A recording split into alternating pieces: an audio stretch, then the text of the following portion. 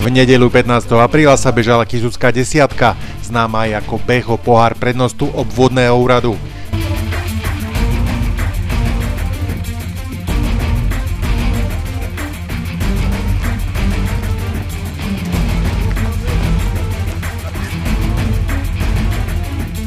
Už pred 10 hodinou začali v areáli domova sociálnych služieb na Žarci pripravovať beh organizátori a objavili sa aj známi bežci.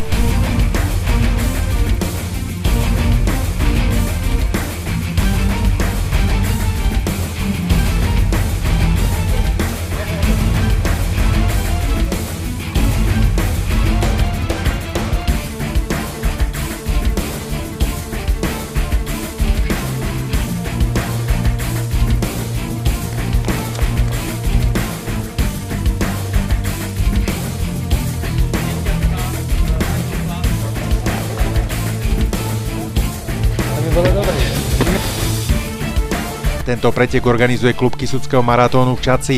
Spoluorganizátorom je mesto Čadca a obvodný úrad v Čadci.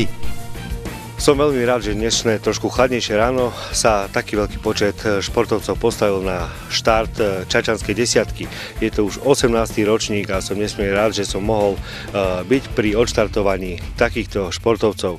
Mesto Čadca podporovalo, podporuje a bude podporovať každú športovú aktivitu v našom meste.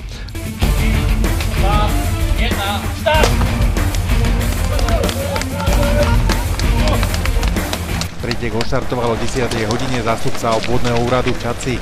Tento pretek sa odohráva v takejto krásnej prírodnej scenérii a som pyšný na to, že obvodný úrad propaguje zdravý spôsob života práve takýmto spôsobom a že sa dnes bude odovzdávať práve pohár pani prednostky obvodného úradu v Čadci.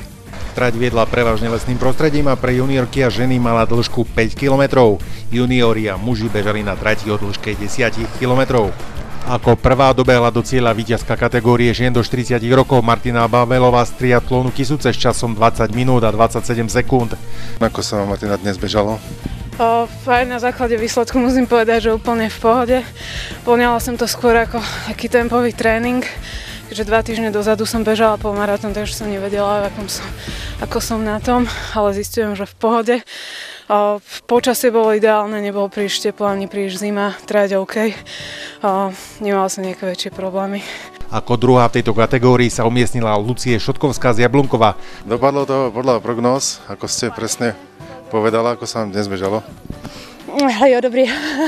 Teda nahoru dolu, ale tak dalo sa. Ten poslední kopeček, to je zavijárna.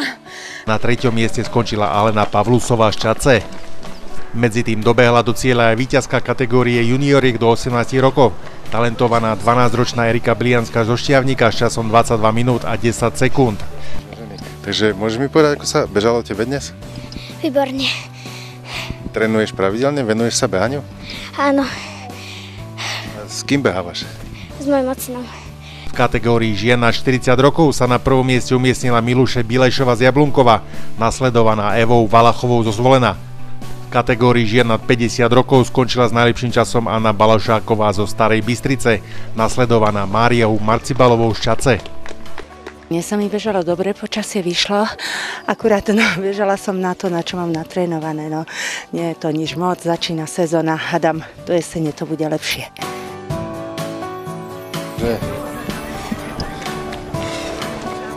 Takže spokojná?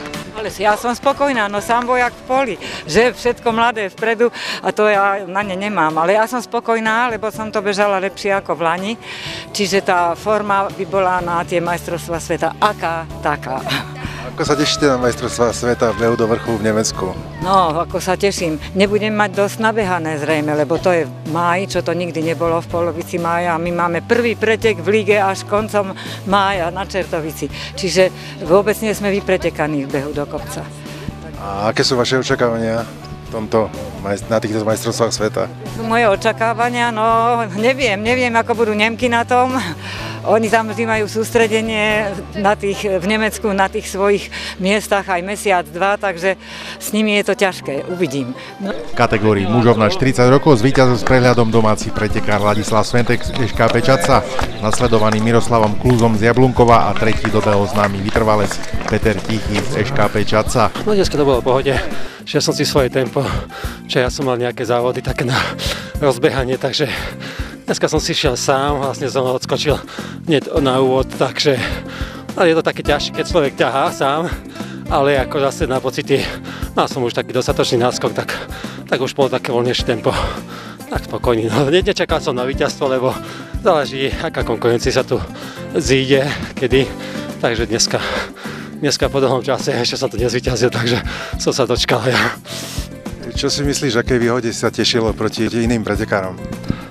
Ja som mal kvalitnú zimu v podstate a ani som nejak nestal a už chystám sa na majstrovstvá sveta, takže vlastne ťahám to v kuse, tie kopce mi sedia, možno keby boli väčšie kopce, ešte by to viacej sedelo, takže ako mám to v nohách, takže keď to človek má v nohách, tak to je v pohode potom. Mohol by si priblížiť troška tie majstrovstvá sveta? Sú to majstrovstvá sveta VTA v behu do vrchu, bežíme v Nemecku. Ešte ja tam idem aj pani Marcevalová, takže chcel by som tam nejak tak solidnejšie uspieť, dajme tomu do toho 6. miesta. Tak uvidíme, ak by to bolo, ak by to vydržala tá farma. Teraz je to celkom slušné, že sa mi podarilo v poslednom čase aj absolútne vyhrať v mojom veku, keď už mám 47.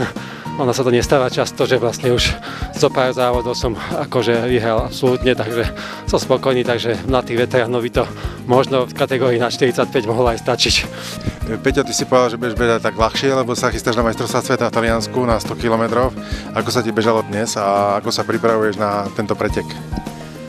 Tak je to posledný týždeň predtým, tak určite som nechcel siahnuť na nejak na svojich síl, ale už len týždeň som pretekový typ a vždy taký súťaživý a keď som videl, že sa pohybuje vpredu, tak nebolo to vlastne až také ľahké, ako som si myslel, lebo už aj ten profil trate není ľahký, je náročný, takže určite to bolo tak, že v pohode. Myslím si, že ja som spokojný s tým, ako som to dneska odbehol a teším sa na budúci týždeň.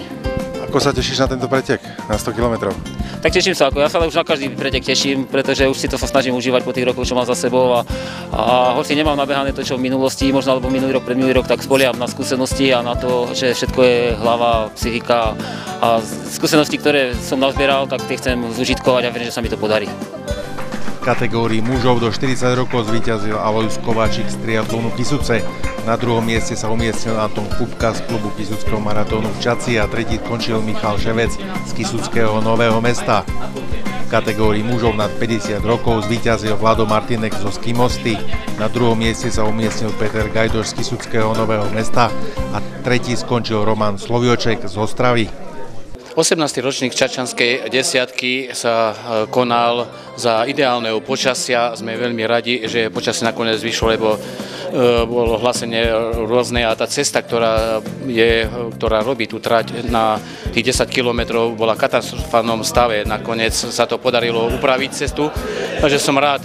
Na štart sa postavilo 60 pretekárov v kategóriách juniori, juniorky, muži, hlavná kategória na 40, nad 50, nad 60 rokov a ženy nad 40, nad 50 rokov. Dobre, ja by som chcel ešte opýtať, a čo tí veteráni, čo tí klasickí veteráni, ktorí sa zúčastňujú na týchto pretekoch, ktorým sa už dlhodobo darí? Samozrejme, preteku sa zúčastnili aj veteráni. Boli vypísané kategórie ženy nad 50 rokov a muži nad 60 rokov. Podali hodnotné výsledky a nestarnúca Marienka Marcibalová podala hodnotný výsledok a bodovala, skončila na druhom mieste, takže gratulujeme a držíme jej palce aj tohtoročných preteku behu do vrchu v rámci majstrovstiev sveta. Ideálne podmienky, ktoré sme vytvorili, boli pre všetkých, pretekári boli spokojní. Sme radi, že prišlo toľko pretekárov. Nakoniec víťazom sa stal domáci pretekár Ladislav Sventek z SKP Čadca. Je to pretekár, ktorý je momentálne vo veľkej forme a tento členitý náročný terén to bola prakticky jeho parketa. Súťažili aj mladé kategórie juniorov, to je možno do budúcnosti niekedy budú to reprezentanti takže že sme radi, že sa zúčastnili a podali veľmi hodnotné výsledky. Som rád, že podujatie podporil obvodný úrad, prednostka obvodného úradu pani doktorka Jašurková, ako aj primátor mesta inžinier Milan Gura. Ďalej boli to sponzori Erima, ďalej sme veľmi radi, že nám poskytli priestory domov dôchodcov, Žarec, Mesomarket tu na Žarci, a ďalší spoluorganizátori, ktorí nám veľmi pomohli túto akciu usporiadať a ja si myslím, že to dopadlo veľmi dobre a tešíme sa už na ďalší 19. ročník Čačanskej desiatky.